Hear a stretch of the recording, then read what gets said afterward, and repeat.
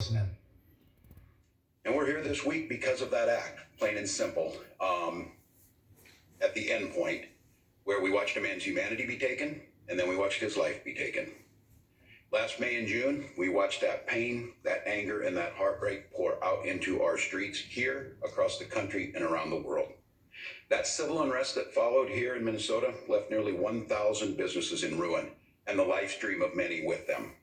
Many of those were businesses owned by people of color, the very people that are traumatized by what we saw with George Floyd. Our state was shattered. The fierce urgency for change was upon us. And we came together bipartisanly, and we passed a small package of reforms, a beginning. But we stalled. We weren't able to pass a package to fund and rebuild those businesses, to make sure that we provided those opportunities in those very communities that were traumatized. We all know that what you're seeing right now is reactive. It's not proactive. Communities have been demanding change. They've demanded that it wasn't enough. And they very clearly stated, if the systemic changes that need to be made aren't made, that things would repeat themselves. And when I say things, I mean the horrific deaths of young black men over and over, and a systemic feeling in this state that not everyone gets the same opportunities. And just a week ago on Sunday afternoon, we in the world watched again as Daunte Wright's humanity was taken from him, and then his life. And now we're here with our justice system. Just put the decision for Derek Chauvin will be decided by that jury. His fate will be decided by the jury. We'll decide our fate in this state. We must acknowledge two truths. We cannot allow civil unrest to descend into chaos. We must protect life and property. But we also must understand very clearly, if we don't listen to those communities in pain and those people on the streets, many of whom were arrested for speaking a fundamental truth, that we must change or we will be right back here again.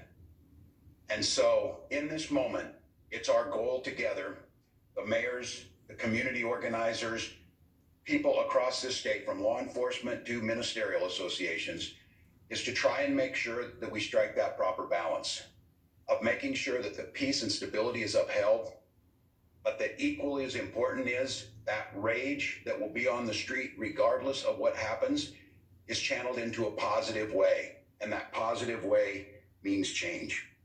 We have to have that change. We can't live like this. We cannot continue to live like this. Systemic and fundamental changes will need to be made. It needs to be started with systemic public safety reforms. Some very simple truths that I think we can all agree on, and let's work from there. No one should die for a simple traffic violation. There's enough smart people out there and enough agreement around that we should be able to find some answers. Because to be very clear, if we don't find that answer, we're going to be right back in this situation. And I'm going to continue to say it. We cannot continue. We cannot live this way. Communities need to be heard. They're frustrated, not just out on the streets and say, why are you doing that? Because they're not being heard. They're demanding that these changes be made. They told us last year, change cash bail, change how you do traffic stops. It didn't happen, and look what we got. I was speaking to a woman today, a black mother, and I was explaining how frustrating it is in our political system to try and find consensus to get stuff done. And she said, wait a minute. She said, you're frustrated? She said, you're the governor of the damn state. Think how frustrated I am. What power do I have to change this? Her point was, listen and make the changes. Don't find a reason you need to go home. Don't find a reason to adjourn. And don't say it's hard. Hard is Katie Wright having to stand in front of the press and the shame that all of us should feel to watch her talk about why her son died. She doesn't need our pity. She doesn't need our sympathies. She doesn't need us talking to her. She needs us to do actions. And I say us, me and everyone else are part of it. But let's be very clear.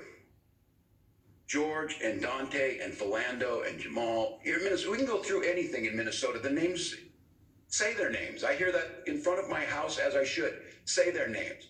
They need to know that I better go to bed thinking about say their names of who died.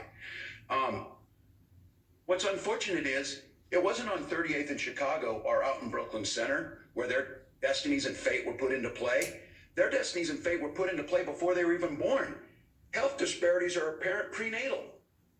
almost catastrophically, the number of women who die in childbirth or from it is simply unacceptable. Their fate was set when they get expelled from schools for disciplinary actions at a rate much higher than their white classmates. Educational attainment levels, home ownership disparities, economic disparities. It's simply a miracle that more don't end up there because of the system that's set that way. And we expect our police department to fix all of that. We expect that when it gets to there, they're going to make those corrections that go all the way back to pre-birth. So yes, we need to make systemic changes to take away the immediate danger, but we also need to have this recognition that if we can figure out a way to fund to get ready for this so that we don't burn down our buildings, then we can find the money to fund summer school and meals for these kids and do the things that are necessary. We can't keep making this a false choice. And we can't keep expecting that through more training and things like that, we're going to fix it all. We can remove a lot of the threats, but these will continue to manifest themselves unless we tackle that piece of it. The things that we need to do on systemic racism, I said, we're a proud state, but we're a state that needs to come to grips with our own history. We're a state that needs to have that conversation. We're a nation that needs to have that conversation. I pledge to do all I can. I think about that I'm hearing people say how stressed they are this week. Again, I had a mother say, that's how I feel every time my son gets in the car to drive to soccer practice, every single day. And the rest of us are waiting, tension, what's going to happen? Where is this going to come back? That's how people live their lives. We can't live that way. We can't allow our neighbors to live that way. Or young black youth. They apparently all know about it. There's a Siri app that the minute you're pulled over, you hey Siri, so it notifies your parents where you're at and starts recording right away. My kids don't have to do that. They don't have to think about that. What a diminishment of life if that's the first thing that's on your mind. You might have actually been 5 miles over the speed limit. Well, that's not the end of the world. We have to enforce our laws, but we have to have a sense of reasonableness here. And those are the things that are out there. So I pledge to do what we can do. And I want to say, I hear those concerns who fear for their businesses and their homes. We need to provide the security, and we're prepared to do so. But I also, at the same hand, want to I hear those decrying their inability to protest and what they believe is heavy and too much that's out there. We need to strike that balance. I'll be the first to tell you, this is not the way to live. We need to fix those other things so we don't have to end up with National Guard on our streets. But I cannot allow those businesses to burn. I cannot allow people's livelihood or their safety put at play, but I will recognize what they're saying. You will continue to have to do that if you don't listen to what's being said and the changes that need to be made. And I'd like to take a moment and express this concern around our press concerns. I just want to say this. All right, that's the governor of Minnesota.